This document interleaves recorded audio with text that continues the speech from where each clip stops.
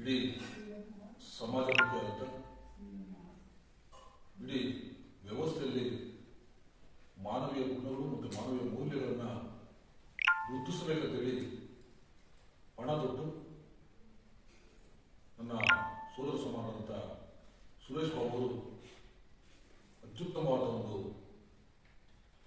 ಕೆಲಸಕ್ಕೆ ಕೈಯಾಗಿದ್ದ ಸಂದರ್ಭದಲ್ಲಿ ನಾನು ಕೂಡ ಆ ಒಮ್ಮೆ ನನ್ನ ಬಳಿ ಇದೇ ಮಾರ್ಕೆಟಲ್ಲಿ ವ್ಯವಹಾರ ಸಂಸ್ಥೆಗಳನ್ನು ಬಂದು ಸುಮಾರು 4-5 ದಿವಸ ನಿರಂತರವಾಗಿ ಪ್ರತಿ ದಿನ ಬೆಳಿಗ್ಗೆ ಬಂದು ಈ ಬಗ್ಗೆ ಒಂದು ಚರ್ಚೆಯನ್ನು ಮಾಡಿದ್ರು. ಇದನ್ನು ಮಾಡಬೇಕಂತಿದ್ದೀನಿ, ಯಾವ ರೀತಿ ಇದು ಕಾರ್ಯರೂಪಕ್ಕೆ ಬರ್ತದೆ, ಮುಂದೆ ಅದು ಏನಾಗ್ತದೆ, ಸಾಧಕವಾದದ್ರ ಬಗ್ಗೆ ಏನಾಗ್ತದೆ ಅನ್ನೋದ್ರ ಬಗ್ಗೆ ಬಹಳ ಚರ್ಚೆ ಮಾಡಿದ್ರು. ಆ ಸಮಯದಲ್ಲಿ ನನಗೆ ಇತ್ತೀಚಿನ ಆದಂಥ ಒಂದು ವ್ಯಾವಹಾರಿಕವಾದ ಒಂದು ಕಾಲಘಟ್ಟದಲ್ಲಿ ಇದನ್ನ ಉದಾಸೀನ ತಂದಾಗ ದಿಢೀರ್ನ ತಕ್ಷಣಕ್ಕೆ ಜನಕ್ಕೆ ಬರ್ತಕ್ಕಂಥ ಭಾವಿಸುವಂಥದ್ದು ಇವತ್ತಿನ ಒಂದು ಕಾಲಘಟ್ಟದಲ್ಲಿ ಯಾವುದೋ ಒಂದು ಅಂತಾರಾಷ್ಟ್ರೀಯ ಮಟ್ಟದ ಒಂದು ಅನುದಾನಗಳು ಬರ್ತವೆ, ಅದ್ರ ಮೂಲಕ ನಾವೇನೋ ಸಂಪಾದನೆ ಮಾಡಬಹುದು ಅನ್ನೋ ಒಂದು ಭಾವನೆಯಿಂದ ಇದ್ದಾರೆ ಅನ್ನೋ ಒಂದು ತಪ್ಪು ಕಲ್ಪನೆ ಸಮಾಜದಲ್ಲಿ ಈಗಾಗಲೇ ಹರಿದಾಡ್ತದೆ.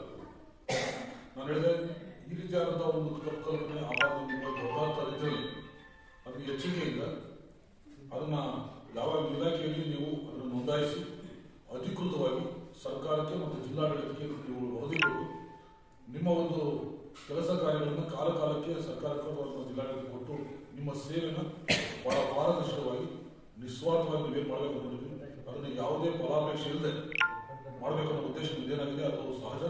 ಅದೇ ರೀತಿಯಲ್ಲಿ ಕೂಡ ನಾವು ಆಗಿದ್ದೇವೆ ಅಂತೇಳಿ ಸಮಾಜಕ್ಕೆ ತಿಳಿಸೋದು ಕೂಡ ನೀವು ಮಾತ್ರ ಇದು ಯಶಸ್ವಿಯಾಗ್ತದೆ. ಹಾಗಿದ್ರೆ 4-6 ಜೊತೆ ನೀವು ಮತ್ತೆ ಚರ್ಚೆ ಹೋಗೋದು ಭೇಟಿ ಮಾಡೋದು ಮತ್ತೆ ಅದು ಅನುದಾನ ಕೇಳಲ್ಪಟ್ಟಾಗ ಬೇರೆ ರೀತಿಯಲ್ಲಿ ನಿಮ್ಮನ್ನು ಭಾವಿಸ್ತದೆ, ಆ ರೀತಿ ಯಾವುದೋ ರೀತಿಯಲ್ಲಿ ಗಮನಿಸ್ಕೊಂಡು ನೀವು ಮುಂದೆ ಹೇಳಿದಾಗ ಅದಕ್ಕೆ ಹಾಗೆ ಅದೇ ಸೂಕ್ತ ಅಂತೇಳಿ ಒಂದು ಪ್ರಪ್ರಥಮವಾಗಿ ನಾನು ನಂದೇ ದೇಣಿಗೆ ಅಂತೇಳಿ ಅವರೇ ಸ್ವತಃ ತನ್ನದೇ ಜಮೀನನ್ನ ದೇಣಿಗೆ ರೂಪದಲ್ಲಿ ಅದಕ್ಕೆ ಸಮರ್ಪಣೆ ಮಾಡಿಕೊಂಡು ವೃದ್ಧಾಶ್ರಮಕ್ಕೆ ಅಲ್ಲಿಂದ ಅವತ್ತು ದಿವಸ ಪಾಯ ಪೂಜೆ ಮಾಡುವ ಸಂದರ್ಭದಲ್ಲಿ ಇಲ್ಲಿನ ನಮ್ಮ ಗ್ರಾಮ ಲೆಕ್ಕಾಧಿಕಾರಿಗಳು ಅದನ್ನು ಪಾಯ ಆಗಿರುವಂಥದ್ದು, ಮಣ್ಣು ಕಟ್ಟುವಂಥದ್ದೆಲ್ಲನೂ ಮೇಸ್ತ್ರಿ ಅವರ ಸಹಚರು. ಹಾಗೇನೆ ದೀಪ ಬೆಳಗಿಸ್ತೀವಿ ನಾವು. ಒಂದು ಮೇಣದ ಬತ್ತಿನ ಹಚ್ಚಲಿಕ್ಕೆ ಯಾರೋ ಗಂಡ ವ್ಯಕ್ತಿನ ಕರೆಸಿ ಮಾಡಿರ್ತೀವಿ. ಬಹುಶಃ ಅಲ್ಲಿರುವಂತ ಒಬ್ಬ ಸ್ಟೂಡೆಂಟ್ ಆ ಕೆಲಸನ ಮಾಡಬಹುದು. ಉದ್ಘಾಟನೆ ಕರೆಸುವಂತ ಉದ್ದೇಶ ಏನು ಅಂತಂದ್ರೆ, ಯಾರು ಉದ್ಘಾಟಕರು ಇರ್ತಾರೆ ಅವರು ನಾವು ನಿಮಗೆ ಭರವಸೆ ಕೊಡ್ತೇವೆ, ನಿಮ್ಮ ಸಮಸ್ಯೆಗಳಿಗೆ ಸ್ಪಂದಿಸ್ತೇವೆ, ನಿಮ್ಮ ಒಟ್ಟಿಗೆ ನಾವು ನಿಲ್ತೇವೆ ಅನ್ನುವಂತಹ ಆಶಾಭಾವನೆಯನ್ನು ಮೂಡಿಸುವಂತ ವ್ಯಕ್ತಿಗಳನ್ನ ಕರೆಸಿ ಉದ್ಘಾಟನಾ ಕಾರ್ಯಕ್ರಮವನ್ನ ಮಾಡಿಸ್ತಾರೆ. ಹಾಗಾಗಿ ಇವತ್ತು CMR ಶ್ರೀನಾರಾಯಣವರ ಆದಿಯಾಗಿ ಒಂದಷ್ಟು ಜನ ನಮ್ಮ ಸುರೇಶ್ ಬಾಬು ಅವರು ನಮ್ಮನ್ನೆಲ್ಲ ಈ ಒಂದು ಕಾರ್ಯಕ್ಕೆ ತೊಡಗಿಸ್ಕೊಂಡಿರುವಂತದ್ದೇ ಖಂಡಿತವಾಗ್ಲೂ ಸುರೇಶ್ ಬಾಬು ಅವರ ದೊಡ್ಡ ಗುಣ ಅಂತ ಹೇಳ್ತಾ, ನಾವಾದ್ರೂ ನಿಮ್ಮೊಟ್ಟಿಗೆ ಸದಾ ಇದ್ದೇ ಇರ್ತೀವಿ ಅನ್ನುವಂತ ಭರವಸೆಯನ್ನ ನೀಡ್ತೇವೆ.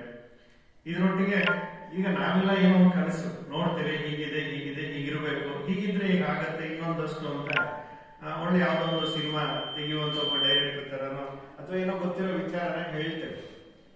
ಖಂಡಿತವಾಗ್ಲೂ ಇವೆಲ್ಲ ನಮ್ಮ ಅವಾಗಲೇ ನಾರಾಯಣ ಸ್ವಾಮಿ ಅವರು ಹೇಳ್ತಾ ಇದ್ರು, ಒಂದು ದೇವರ ಕೆಲಸ ಅಂತಾನೆ ಹೇಳ್ಕೊಂಡು ಹೋಗ್ಬೋದು. ಅಂದ್ರೆ ದೇವರ ಕೆಲಸ ಅಂದ್ರೆ ಒಂದು ವಿಭಿನ್ನವಾದಂತ ಒಂದು ಅದ್ಭುತವಾದಂತ ಕೆಲಸ, ಯಾರೋ ಮಾಡ್ಲಿಕ್ಕೆ ಆಗದೆ ಇರುವಂತಹ ಕೆಲಸವನ್ನ ಮಾಡುವಂತಹದ್ದು ಅಂತ ನಾವು ಅವರು ವಿಶಿಷ್ಟ ಕೆಲಸ ಅಂತ ಗುರುತಿಸಿವಿ. ಒಬ್ಬ ಸಿನಿಮಾ ಡೈರೆಕ್ಟರ್ ಆದವನು ಒಂದು ಅದ್ಭುತವಾದಂತ ಕ್ಯಾರೆಕ್ಟರ್ನ ಯಾರಿಗೆ ಬೇಕು, ಯಾರು ಸಮರ್ಥರಿದ್ದಾರೆ ಅಂತ ಅವರನ್ನ ಹುಡುಕ್ತಿರ್ತಾರೆ.